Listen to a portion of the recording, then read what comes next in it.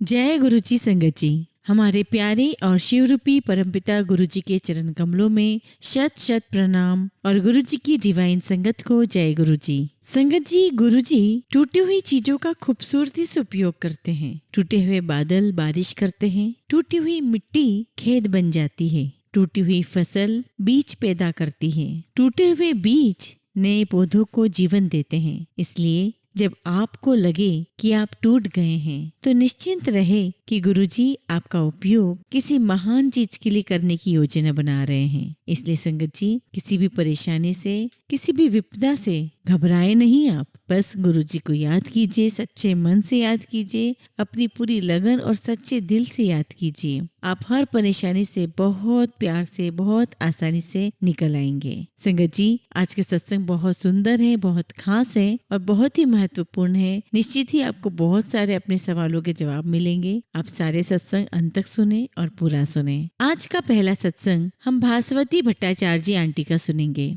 जय गुरु जी, शुक्राना गुरु जी। ओम नमः शिवाय, शिव जी सदा सहाय। ओम नमः शिवाय, गुरु जी सदा सहाय। संगत जी, ये मेरा दूसरा सत्संग है। तो हुआ यूं, गुरु जी का स्वरूप मेरे घर पर जनवरी 2024 को आया। फिर कुछ दिनों से संदेश आ रहा था कि कुड़िए तू सत्संग कर। तो मैंने सोचा कि अभी तो मेरा बजट टाइम चल रहा है, तो मैं अगले महीने सत्संग करूंगी। वहाँ मधु आंटी जी, जिनकी वजह से मैं गुरुजी से जुड़ी हूँ, वह भी मुझे कह रही थी कि सत्संग करना मतलब घर में संगत को बुलाकर सत्संग करना है। और मैं बजट के बारे में सोचकर टाल रही थी। फिर मुझे स्वप्न दर्शन में मधु आंटी जी मेरी माँ को दिखा रहे हैं। एक स्लेट पर उन्हें लाल रंग डाल दिया और जैसा ही टीका किया एक शिवलिंग बन गया, और फिर टीका किया एक गणेश जी बन गए, और फिर टीका किया तो शिवलिंग बन गए। फिर सपने में मैंने उनसे पूछा कि मुझे भी ऐसे टीके से दर्शन दिखलाइए गुरुजी का। तो उन्होंने जैसा एक टीका किया, मेरी स्लेट में आग लग गई और मुझे लगा कि मुझे अन्यथा मेरे परिवार के सदस्यों पर काला जादू हुआ है। एक दूसरी आंटी मुझे कह रही है कि तू 8 अन्यथा 10 जनवरी को अपने घर में सत्संग करवा। तब मैंने सोचा कि परिवार के सदस्यों के साथ ही छोटा सा सत्संग अपने घर में कर लेती हूँ। दूसरे दिन शनिवार 6 तारीख था। मुझे और मेरी माँ को बड़े मंदिर मेरे अंकल ले जाने वाले थे, तो मैंने सोचा कि वहाँ मैं गुरुजी को इनवाइट करके आ सकती हूँ। किसी वजह से वो कैंसिल हो गया। फिर दूसरे दिन 7 तारीख को गुरुजी ने हमें बुलाया बड़े मंदिर, पर तब हमें ये पता नहीं था कि घर में सत्संग करने के एक दिन पहले हमने उनको निमंत्रण करने बड़े मंदिर जाना पड़ता है। उनको आमंत्रित करते वक्त मैंने कहा कि गुरुजी, कल मेरे घर में सत्संग कर रही हूँ, आप कृपया शाम 7:30 बजे मेरे घर आ जाना। और मुझे कुछ भी नहीं पता कैसे व्यवस्था करनी है, आप खुद से व्यवस्था करना। और गुरुजी ने मुझे संदेश में भी कहा था कि मैं तेरे घर आ रहा हूँ, मेरे स्वागत फूलों से करना। तो जैसे बड़े मंदिर हम लोग निमंत्रण करने जा रहे थे, उससे पहले हम लोगों ने रास्ते में देखा और ढूंढा, लेकिन कोई फूल वाला नहीं दिखा। फिर आते वक्त जैसे मैंने गुरुजी को कहा आप खुद ही सब व्यवस्था कर लेना, तो आते वक्त हम लोग फिर देख रहे थे कि कोई फूल वाला मिल जाए तो फूल ले लें। परंतु संगत जी, हमें कहीं नहीं मिला। लेकिन मेरे घर के पास इस्कॉन मंदिर है, वहाँ पर मैंने देखा बड़ा सा बोर्ड लगा है, फूल चाहो तो यहाँ से खरीद लो। तो वहाँ जाकर मैंने फूल वाले भैया से बोला कि मुझे गुलाब चाहिए और गेंदे की माला चाहिए। भैया ने तब कहा कि मेरीगोल्ड का फूल मिलेगा, लेकिन गुलाब का फूल नहीं है, खत्म हो गया है। तो मैंने कहा ठीक है, वही आप पैक कर दीजिए। फिर जैसे ही वो पैक करने के लिए प्लास्टिक लेने गया और फिर ढेर सारे गुलाब मुझे मिल गए। मतलब गुरुजी ने गुलाब की फूल की व्यवस्था भी कर दी और मैं खुशी खुशी घर आ गई। फिर 8 जनवरी को मैंने मधु आंटी को कॉल किया ये पूछने के लिए कि सत्संग घर पर कैसे करना है, और मैंने कहा कि मैं अपने परिवार के सदस्यों के साथ ही करना चाहती हूँ। फिर उन्होंने मुझे कहा कि तू क्या मुझे बोल रही है, मैं खुद तुझे बोलने वाली थी कि आज अर्जेंट सत्संग करना गुरुजी का आदेश है।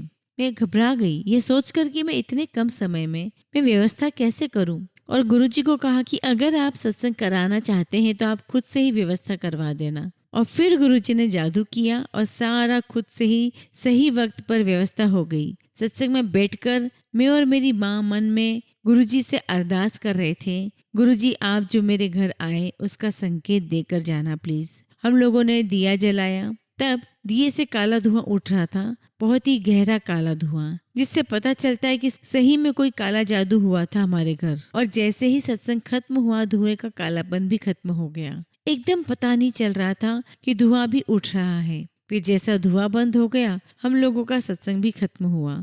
तो मैं ऐसे ही बस चेंज होने के लिए वॉशरूम गई और देखा कि दोनों के दोनों टॉयलेट सीट में काला काला पड़ा हुआ है। तो मुझे पता चल गया कि गुरुजी ने हिंट दिया कि मैं आया था, तेरा काला जादू जिसने भी किया मैंने सारा उसे जलाकर टॉयलेट में फ्लश कर दिया है। मैंने अपने पूरे परिवार के सदस्यों को दिखाया, देखो ये दोनों टॉयलेट की सीट पर काला धब्बा और काले दाग हैं। तो उनको समझ में आया कि हाँ गुरुजी आए थे। और मेरे अंकल जी ने कहा कि जब दिए से काला धुआं निकल रहा था तब मेरे नाक में बहुत जलन हो रही थी और दम घुट रहा था और मैं सब देख रहा था कि सबको कुछ समस्या नहीं हो रही है, लेकिन मुझे सांस लेने में बहुत दिक्कत हो रही थी। तब हमें पता चला कि मेरे अंकल पर ही काला जादू हुआ था। लख लख शुक्राना मेरे गुरुपा, लख लख शुक्राना, इतनी बड़ी मुसीबत को टाल दिया।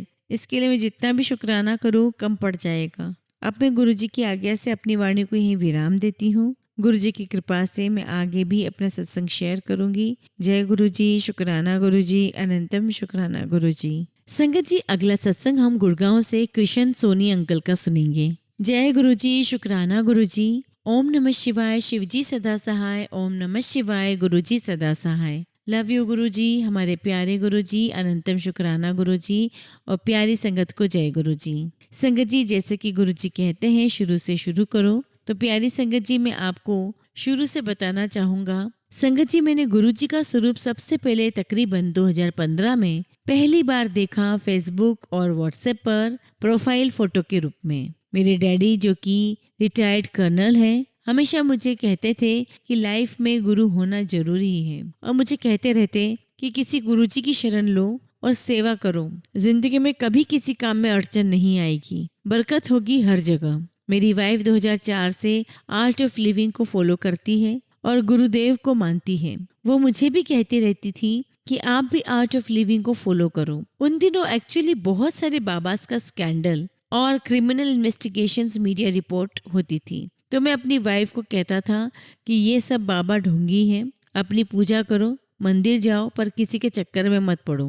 सॉरी गुरुजी, सॉरी संगत जी, पर मैं तब तक 26-28 साल का था और मैं इंटरनेशनल सेल्स प्रोफाइल से हूँ और बहुत ट्रैवल करता हूँ। क्लाइंट्स और प्रोस्पेक्टस के साथ वीनिंग और डाइनिंग रोज रहती थी। एक तरीके से क्लाइंट एंटरटेनमेंट के नाम पर मैं अपना नुकसान ज्यादा कर रहा था। एक तरफ मीडिया में नेगेटिव रिपोर्ट्स बाबाजी और धर्म के नाम पर, और दूसरी तरफ काम का ऐसा चक्कर कि मैं कभी स्पिरिचुअली की तरफ गया ही नहीं। वापस 2015 में आते हैं। सॉरी संगत जी, ये थोड़ा ज्यादा लंबा हो रहा है, पर क्योंकि मेरा पहला सत्संग है इसलिए जरूरी है कि सब कुछ बताना चाहिए। मैं पूजा पाठ में ज्यादा ध्यान नहीं लगाता था, पर हाँ भगवान को मानता हूँ बचपन से ही, और जहाँ भी मंदिर दिख जाता दूर से ही हाथ जोड़ लिया करता हूँ। 2020 में कोविड के टाइम भक्ति, भजन, पूजा सब में अपने आप रुचि आ गई और मैं एकदम से ही इन सभी में डीपली इन्वॉल्व होना स्टार्ट हो गया। पर कहीं ना कहीं कुछ गैप था, इसलिए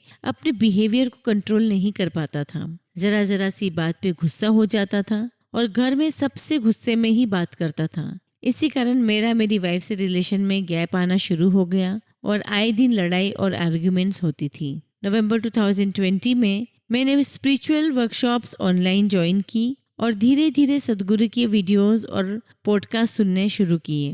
मार्च 2021 में मैं उत्तराखंड में एक हफ्ते के लिए विपासना वर्कशॉप भी अटेंड करके आया हूँ। इन सभी से मुझे फर्क पड़ना स्टार्ट हुआ और धीरे धीरे मैंने अपने गुस्से पे कंट्रोल करना सीख लिया। इस सभी में 2022 खत्म हो गया और मुझे पता भी नहीं चला। जनवरी या फरवरी 2023 में मेरे डैडी जी ने अपने मोबाइल की स्क्रीन पे गुरुजी का स्वरूप सेव कर लिया और मुझे कहते हैं कि गुरुजी से जुड़ जाओ। फिर बात आई गई हो गई। मेरी मम्मी जी आर्य समाज फैमिली से हैं, पूजा रिचुअल्स ज्यादा नहीं करती और ना ही ज्यादा कीर्तन सत्संग अटेंड करती है। उनको कभी ऐसा कहते हुए भी नहीं सुना कि कोई गुरुजी को फॉलो करना है या तुम किया करो। अप्रैल 2023 में मेरे डैडी जी का एक्सीडेंट हो गया और सर्जरी करनी पड़ी। 2 महीने हॉस्पिटल, होम, आईसीयू में रहना पड़ा और हम सब ने मिलके उनकी खूब सेवा की और गुरुजी की कृपा से वो ठीक और स्वस्थ हो गए। संगत जी, 4 जुलाई 2023 को मेरी बुआ जी घर पर आए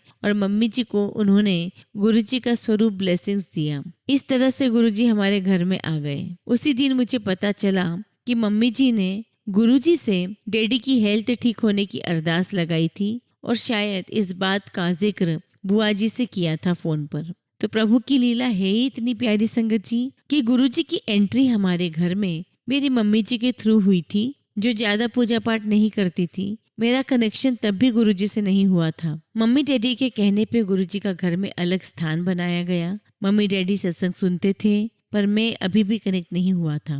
नवंबर 2023 में मम्मी डैडी को गुरुजी ने पहली बार बड़े मंदिर बुलाया और फिर उस महीने में 2 से 3 बार फिर बुलाया। अब उनका कनेक्शन पूरी तरह से बन चुका था और वो फैमिली में या अड़ोस पड़ोस में जहाँ पता चलता वहाँ सत्संग अटेंड करने लगे। अब घर में गुरुजी का स्थान को सुंदर रूप से सजा दिया गया था और वहाँ रेगुलर सफाई और नियम फॉलो करते थे। यह सब कुछ अभी ठीक मेरी मम्मी जी और डैडी जी ने ही किया है। प्यारी संगत जी, अब यहाँ से मेरा कनेक्शन शुरू होता है। नवंबर 2023 में धनतेरस वाले दिन मेरी उंगलियों में एब्सेस हो गया, बुरी तरह से पक गई और पस पड़ने शुरू हो गया। मैं एंटीबायोटिक्स और पेन किलर लेना स्टार्ट कर दिया क्योंकि दिवाली 2 दिन बाद ही थी और मैं फेस्टिवल एंजॉय करना चाहता था। अगले दिन फिंगर्स में स्वेलिंग आ गई और दर्द बढ़ना स्टार्ट हो गया कि मैं अब गाड़ी भी ड्राइव नहीं कर पा रहा था। और दिवाली के टाइम मार्केट और रिलेटिव्स के विजिट्स तो होते हैं, पर अब ये सब मेरे लिए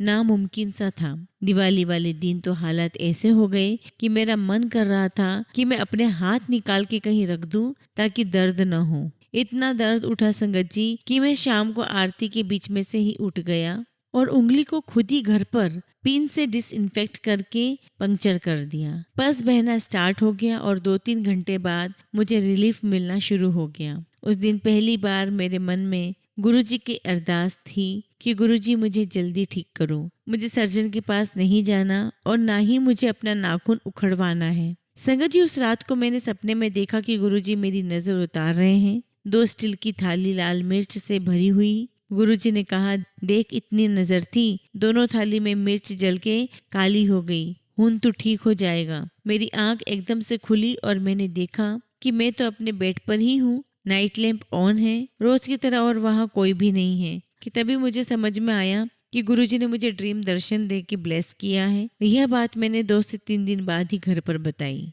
तभी से मैं गुरुजी से कनेक्ट होना शुरू हो गया हूँ। घर में गुरुजी को माथा टेकना शुरू किया। हालांकि मेरी उंगली ठीक होने में 10 दिन और लगे, बस थोड़ा थोड़ा आ रहा था, पर मेरे बिना ही डॉक्टर के पास ये लोग गए। घर बैठे एब्सिस ठीक कर पाना सिर्फ और सिर्फ गुरुजी की ब्लेसिंग से ही पॉसिबल हुआ। इसके बाद तो क्या बताऊं, 2 महीने में गुरुजी ने मुझे इतना ब्लेस किया। 2 बार बड़े मंदिर भी बुलाया और मेरे जितने अटके हुए काम थे उन सब में पॉजिटिव मूवमेंट स्टार्ट हो गई है। अब तो हम घर पे रोजाना गुरुजी को चाय बिस्किट का भोग लगाते हैं और उनको ब्लेसिंग्स के बाद प्रसाद रूप में ले लेते हैं। कभी लंगर प्रसाद भी होता है और जल प्रसाद भी होता है। अभी मेरे पास शेयर करने को 5 से 6 सत्संग और हैं, पर संगत जी जो गुरुजी की आज्ञा होगी तो मैं वैसे ही करूँगा। अभी के लिए बस इतना ही। जय गुरुजी, शुक्राना गुरुजी, अनंतम अनंतम शुक्राना गुरुजी। ओम नमः शिवाय, शिवजी सदा सहाय। ओम नमः शिवाय, गुरुजी सदा सहाय। संगत जी, अगला सत्संग हम डोली चौहान आंटी का सुनेंगे।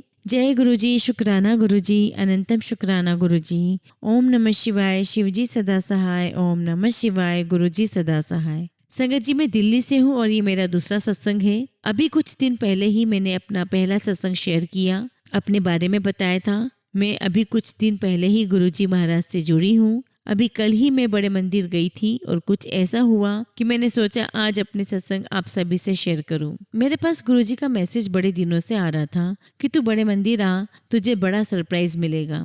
बस मैं चली गई कि मेरे गुरुपा मुझे बुला रहे हैं और मुझे जरूर ही जाना है क्योंकि उनकी ब्लेसिंग्स हैं। मैं दूसरी बार भी बड़े मंदिर ही गई थी। जब मैं वहाँ पहुंची तो बस मन एकदम शांत हो गया। वहाँ जाते ही ऐसा लगता है कि बस यहाँ हूँ तो और कुछ नहीं मांगना। गुरुजी को सब पता है, वह सब जानते हैं, मैं क्या मांगू उनसे। फिर भी मेरे मन में था कि गुरुजी मुझे अपना स्वरूप ब्लेस करें और मुझे वो खुद ही दे दे। मैं किसी से भी स्वरूप नहीं मांगूंगी। कल मुझे मौका मिला अंदर दरबार में बैठने का। कुछ देर में जैसे ही अंदर जाके बैठी, गुरबानी चल रही थी। बस मैं गुरुजी के स्वरूप को देखती ही रही। फिर ऐसा लगा मन बहुत भर गया है और मेरी आंखों से आंसू बहकर निकलने लगे। मैंने अरदास की कि गुरुपा मेरे पापा भाई कोई नहीं है, बस अब आप ही मेरे लिए हैं जो हैं। आपको सब पता है मैं कितना झेल रही हूँ और कितने दुख झेल चुकी हूँ। बस आप संभाले रखना, अपना साथ हमेशा बनाए रखना। उसके बाद मुझे इतनी प्यारी खुशबू आई बस कुछ सेकंड के लिए, और मेरा मन इतना खुश हो गया कि गुरुजी ने मुझे ब्लेस किया। वो मेरे साथ मेरे पास हैं। जय गुरुजी, शुक्राना गुरुजी। फिर मैंने लंगर प्रसाद लिया और बस अरदास करती रही कि गुरुजी का स्वरूप भी मिले। लेकिन संगत जी, मुझे स्वरूप नहीं मिला। मन बहुत उदास हो गया। मैंने बोला, गुरुजी आपने तो कहा था कि आप मुझे दर्शन देंगे, सरप्राइज देंगे, तो बड़े मंदिर आना, बट आपने स्वरूप भी ब्लेस नहीं किया अभी तक। फिर मैं जल प्रसाद लेकर घर आ गई। मैंने घर आकर मम्मी को जल प्रसाद दिया। वो बहुत बीमार रहती हैं। मैं उनके लिए जल प्रसाद लाई थी। उन्होंने मुझे बोला, इस जल से तो खुशबू आ रही है। मैं बहुत खुश हुई कि मेरे गुरुपा की ब्लेसिंग्स है ये। फिर जो खुशबू मुझे बड़े मंदिर में आई थी, वही खुशबू मुझे घर आके अपने दोनों हाथों में से आने लगी। संगत जी, मैं और बता नहीं सकती कि मैं कितना खुश हूँ। मुझे ऐसा लगा जैसे गुरुपा मेरे साथ ही है और आज मैं उनके स्वरूप के लिए उदास रहती थी। जय गुरुजी, शुक्राना गुरुजी। एक छोटा सा सत्संग और शेयर करना चाहूंगी। संगत जी, लास्ट वीक गुरुजी का मैसेज आया था कि मैं तुझे 7 नंबर से ब्लेस करूंगा। मुझे इसका मतलब समझ में नहीं आया था ठीक से। अभी मैं संगत हूँ इसलिए बहुत ज्यादा ज्ञान नहीं है मुझे इन सब का। तो उस दिन के बाद से मुझे 7 नंबर बहुत दिखता है। सिर्फ 7 या 7, डबल 7 या ट्रिपल 7। मैं बहुत खुश हो जाती हूँ जब भी देखती हूँ। ये सोचती हूँ कि मेरे गुरुपा मेरे साथ हैं, मुझे ब्लेस कर रहे हैं। जय गुरुजी, लख लख शुक्राना गुरुजी। एक बहुत बड़ी अरदास लगी हुई है गुरुजी से। मुझे पूरा विश्वास है मेरे गुरुपा वो जरूर सुनेंगे और जब भी वो पूरी होगी मैं बड़ा सत्संग आप सबसे जरूर शेयर करूंगी। कोई गलती या भूल चूक हो गई हो सत्संग में तो प्लीज मुझे माफ करिएगा। जय गुरुजी, शुक्राना गुरुजी। ओम नमः शिवाय, शिवजी सदा सहाय। ओम नमः शिवाय, गुरुजी सदा सहाय।